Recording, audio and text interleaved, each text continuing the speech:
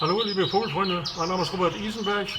Ich betreibe seit 1980, das sind jetzt 40 Jahre, Kanarienzucht. Speziell die Glosterzucht hat es mir angetan.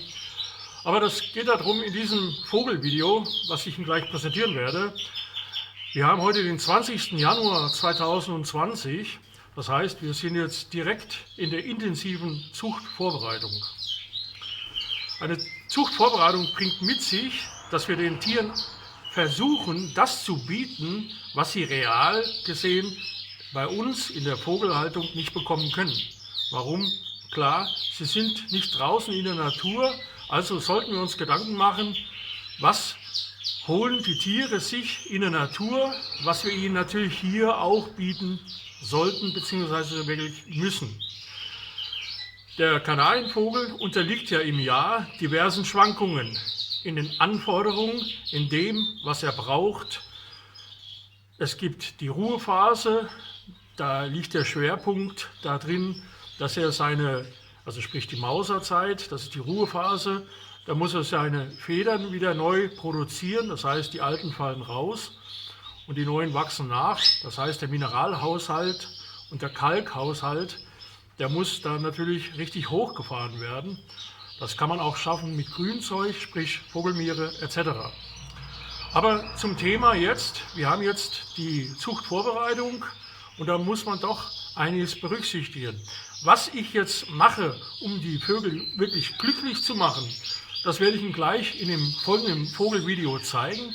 Ich werde Ihnen zeigen, was ich an Futter gebe, was ich mache, damit die Tiere gesund bleiben. Es ist keine Selbstverständlichkeit, dass die Tiere auch bei Ihnen unbedingt gesund sind. Woran liegt das? Ganz einfach. Wir haben mittlerweile einen internationalen Handel mit Vögeln. Das heißt, es gibt ganz bekannte Vogelbörsen im In- und Ausland. Ja, was bringt das mit sich? Klar, das bringt mit sich, dass Krankheiten eingeschleppt werden. Ich nenne mal ein paar Krankheiten. Mykoplasmen, also die früher sogenannten Megabakterien. Da sind die Kanarienvögel sehr empfindlich und wenn man einen Vogel damit eingeschleppt hat oder sich dazu gekauft hat und man das am Anfang nicht sieht, kann es natürlich sein, dass es auf alle anderen Vögel übergeht, wenn man es zusammenhält. Des Weiteren ist der Kanarienvogel speziell, wie auch die Karoliden, also sprich die Waldvögel etc., Waldvogelbastarde oder Mischlinge auch genannt, früher hat man es Bastarde genannt. Diese Vögel sind auch sehr anfällig gegen Trichomonaden. Das sind kleine Geißeltierchen in den Atemwegsorganen und die breiten sich auch im gesamten Körper aus. Aber wie gesagt, ich will Ihnen jetzt nicht die Vögel krank reden, sondern ich will Ihnen jetzt einfach mal zeigen, was ich mache, damit die Tiere gesund und fit in die Zucht gehen und sie wirklich Freude haben an der Vogelzucht, an der Kanarienvogelzucht und dass sie ihrem Aufwand entsprechend auch genug Nachzuchten generieren können. Los geht's! Also generell stelle ich Ihnen mal ganz kurz vor, und zwar gebe ich in der Zuchtvorbereitung, rechts ist Blanco Español, das Weiße, von der Firma Pineda, und links gebe ich das Aufzugsfutter Elysir, ebenfalls von der Firma Pineda. In der Mitte bekommen die Vögel ein normales Kanarienvogelfutter, aber es sollte aber auch hochwertig und frisch sein. Und dahinter steht ein Gefäß mit Grit. Generell ist es ja so, Kanarienvögel zeigen sich gesund, indem sie zum Beispiel wie die Hähne singen. Ein Kanarienvogel, der singt, ist schon mal generell nicht krank. Das ist Fakt. Warum ich das Blanco Español speziell füttere, liegt darin, dass es doch einen deutlich höheren Fettgehalt hat als das Elysir Aufzugsfutter, was natürlich auch ganz wichtig ist für die Aufzucht. Die Wahrheit ist aber auch natürlich alles in Maßen, und wenn man zu viel Aufzugsfutter zum Beispiel während der Zuchtsaison füttert, also sprich das linke, das gelbe, wenn man das wirklich maßlos übertreibt, dann kann es da sogar zu Eiweißvergiftungen kommen. Dem wollen wir natürlich aus dem Weg gehen, indem wir einfach ausgewogen füttern.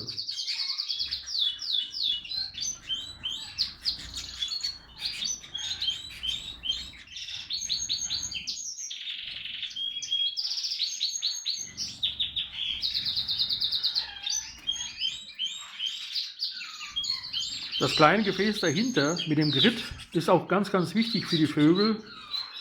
Es enthält kleine Muschelstücke, kleine Steinchen, Kohlestücke sind da drin enthalten.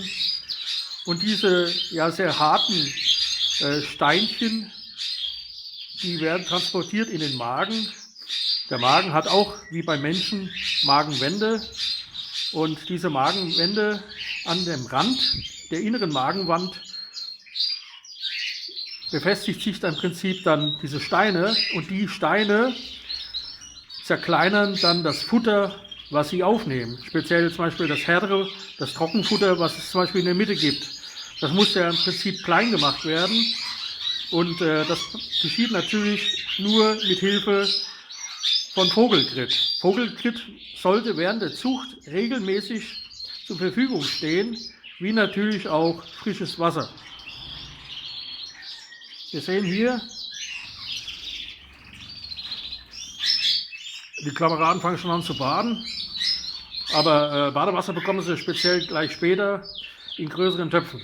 Ich wollte Ihnen aber jetzt erstmal die Vögel zeigen, solange sie noch trocken sind.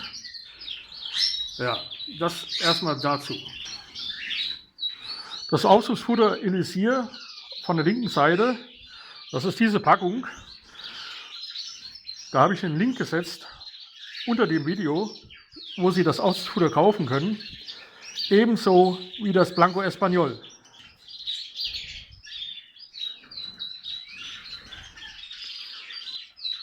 In der Anwendung des Futters ist zu beachten, dass das rechte Futter, das Blanco Español, das wird nicht angefeuchtet. Das heißt, es wird so verfüttert, wie es in der Packung ist. Aber das linke, das Elysir, das müssen Sie wirklich anfeuchten. Das Futter treibt, das heißt, es dehnt sich noch aus.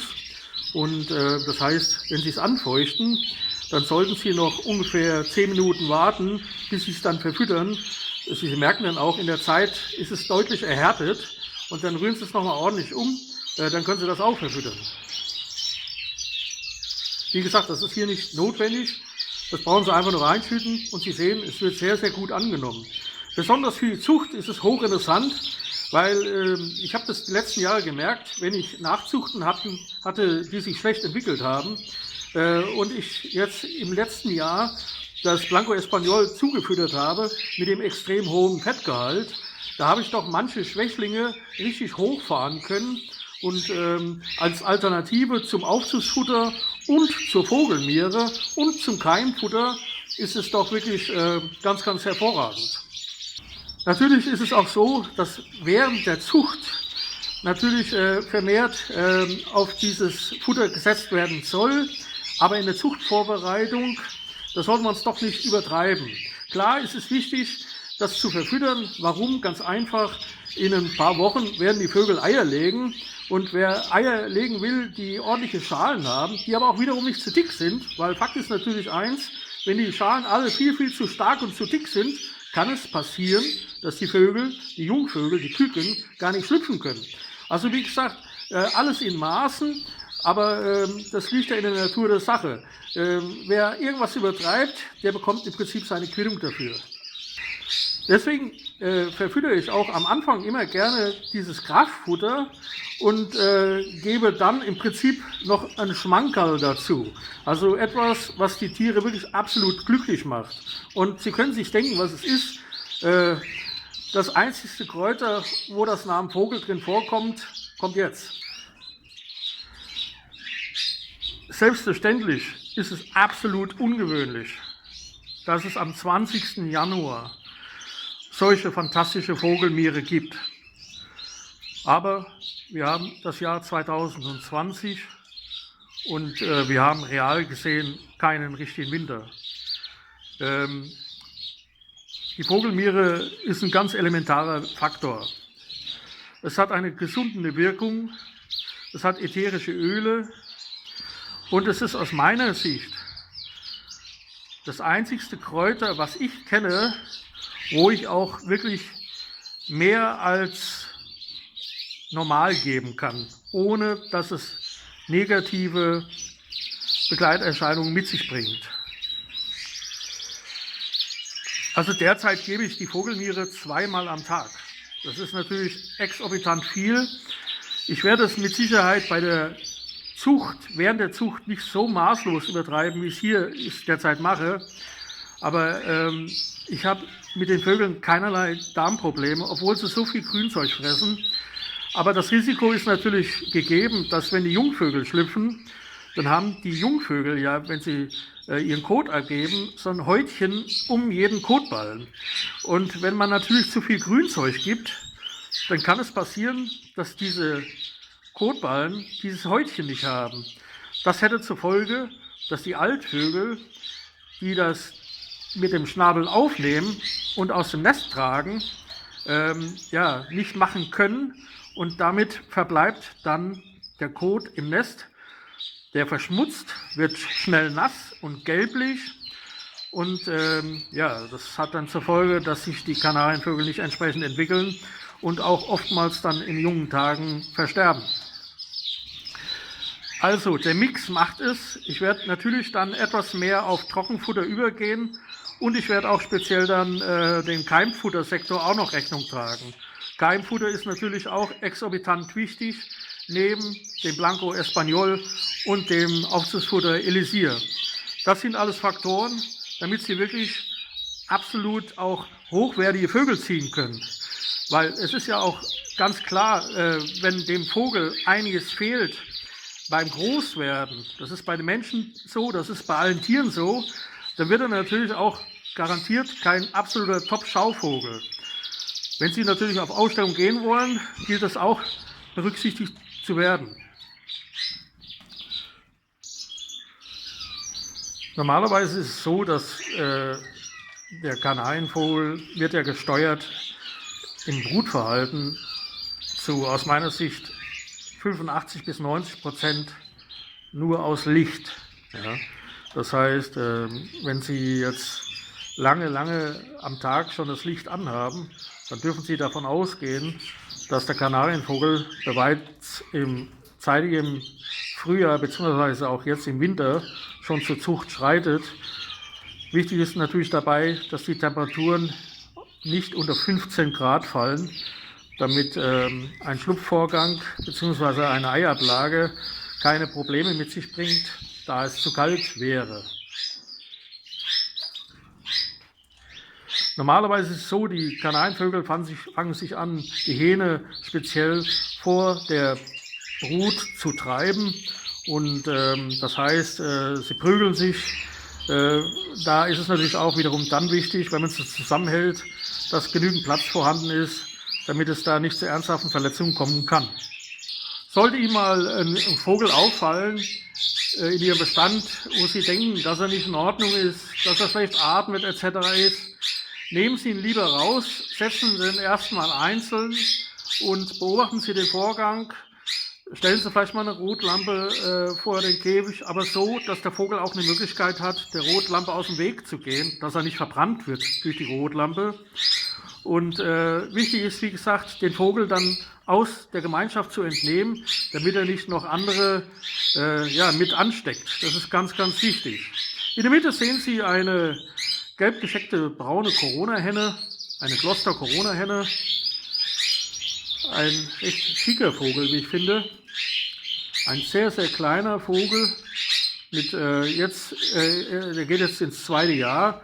Jetzt wird er besser. Ja, also im ersten Jahr hat er zwar auf der Deutschen Meisterschaft 93 Punkte gemacht, wurde aber AK gestellt, weil der Zuchtzüchter der Meinung war, dass AK heißt außer Konkurrenz oder falsche Klasse, es war falsche Klasse, weil es hieß, er hätte mehr Scheckung oder ich habe da irgendwie das ein bisschen anders gesehen, aber das ist jetzt nicht der ausschlaggebende Punkt. Fakt ist einfach, die Qualität ist bei diesem Vogel jetzt im zweiten Jahr sogar besser geworden, weil er ein bisschen mehr an Masse dazu gewonnen hat und aber auch klein geblieben ist. Das ist ein ganz entscheidender Punkt.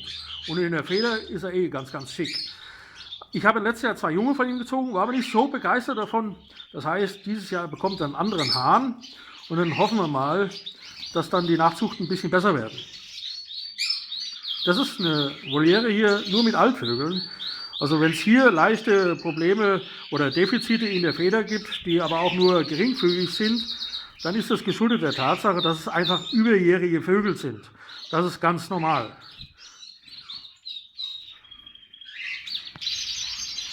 Worauf Sie natürlich auch unbedingt Acht geben müssen oder sollten, ist, dass Ihre Vögel keine Zugluft bekommen.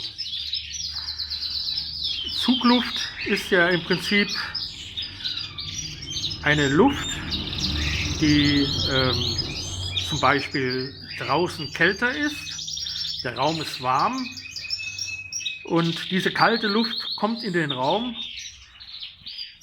wirbelt die warme Luft auseinander oder durcheinander und zieht dann unter Umständen durch ein anderes Fenster wieder hinaus. Das heißt, hier finden ständig Temperaturschwankungen innerhalb von wenigen Sekunden statt. Und das ist ja im Prinzip die reale Zugluft. Und der sollte man dringend aus dem Weg gehen, weil das schlimme Krankheiten bei den Kanarien hervorruft. Ja, in Form von Erkältungskrankheiten, Atemwegserkrankungen etc. Und wie gesagt, das sollten Sie unbedingt vermeiden, in der Vogelzucht generell. Bei dem Gloster ist es ja so, er hat halt eine längere und zumeist auch breitere Feder, geschuldet daran der Tatsache, dass es ein Positurkanarienvogel ist, der auch eine schöne fallende Haube haben soll und insgesamt Volumen zeigen soll. Das ist natürlich nicht bei allen Kanarienvögeln so, speziell bei den Farbenkanarien etc. ist das nicht notwendig, aber der Gloster als solches ist natürlich speziell anfällig dafür, dass sich etwas normaler Kot, der kann absolut gesund und normal sein, etwas durch Zufall verklebt im Kloakengefieder und man sieht es nicht. Wenn man von oben drauf guckt, sieht man nicht, was im Prinzip unterm Bauch los ist. Und dann muss man natürlich ein ganz waches Auge haben und beobachten, wenn man ein Tier zu ruhig da sitzt, warum das der Fall ist. Dann fängt man lieber mal so einen Vogel raus und guckt mal genau nach. Und dann sieht man manchmal, dass die Kloake total verklebt ist.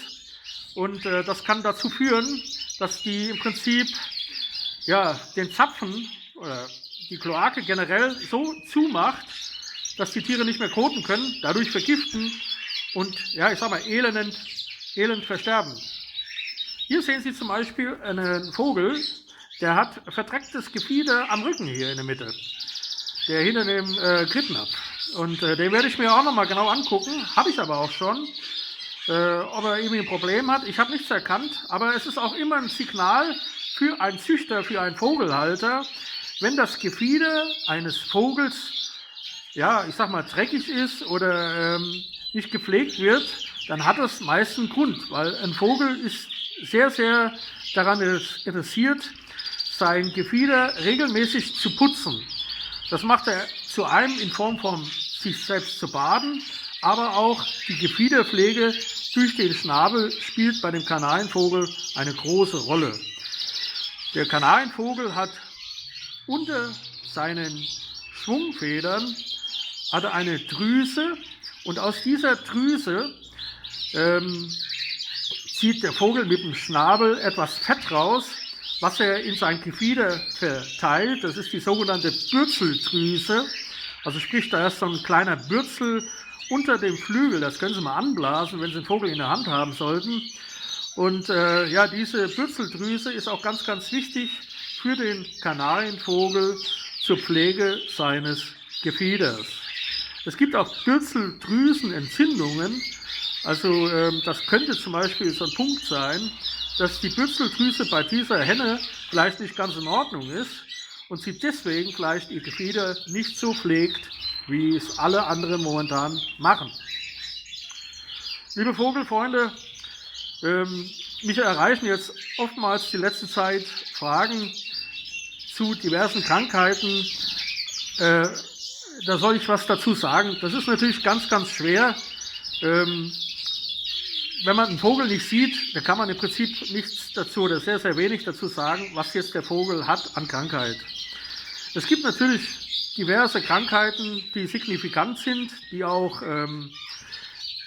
optisch erklärbar sind. Aber wie gesagt, einfach nur zu sagen, mein Vogel atmet schwer, was können wir machen? Da sollten Sie dann doch entweder mal ein Video schicken zu dem erkrankten Vogel oder Sie gehen zu einem fachkundigen Tierarzt, der Sie vielleicht beraten kann.